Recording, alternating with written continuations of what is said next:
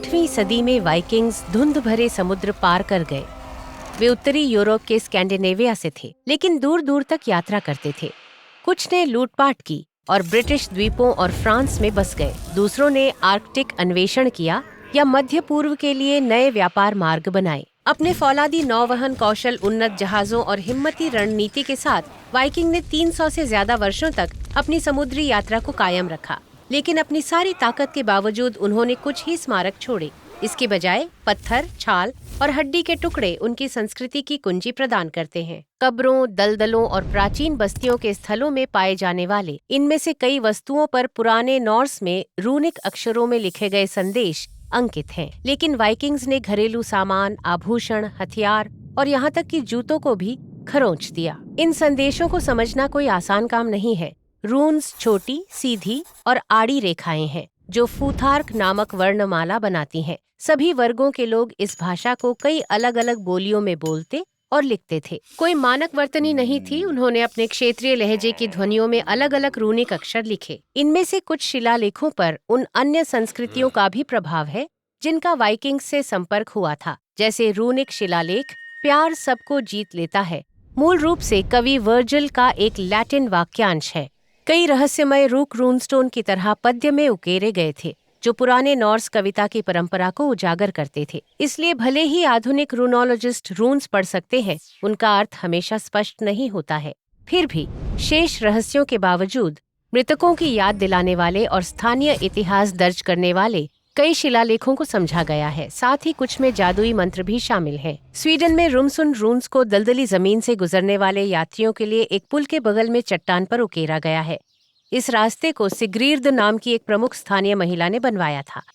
उसने पत्थरों पर उनके नाम उकेरकर अपने महत्व और अपने परिवार की शक्ति दोनों की घोषणा की। यहाँ तक कि ड्रैगन स्लेयर सिगर्द के चित्र उकेरकर खुद को और अपने परिवार को पौराणिक वीरता से जोड़ा। डेनमार्क के जेलिंग शहर में 10वीं सदी के 2 खड़े पत्थर एक शाही परिवार की विभिन्न पीढ़ियों की याद दिलाते हैं। पहला राजा गौरम द ओल्ड ने अपनी रानी थिरवी की याद में बनवाया था और दूसरा गौरम की मृत्यु के बाद उनके बेटे हैरल्ड ब्लूटूथ द्वारा बनवाया गया था। पत्थर इस वाइकिंग युग राजवंश की शक्ति की घोषणा करते हैं और डेनमार्क के शुरुआती ऐतिहासिक दस्तावेज हैं। वे ये बताकर कि हैरल्ड ने दक्षिणी नॉर्वे को नियंत्रित किया था और ईसाई धर्म अपना लिया था, संकेत देते हैं कि डेनमार्क सबसे पहला प्रमुख वाइकिंग युग साम्राज्य था। आज हैरल्ड ब्लूटूथ के आद्याक्षर ब्लूटूथ लोगो हैं।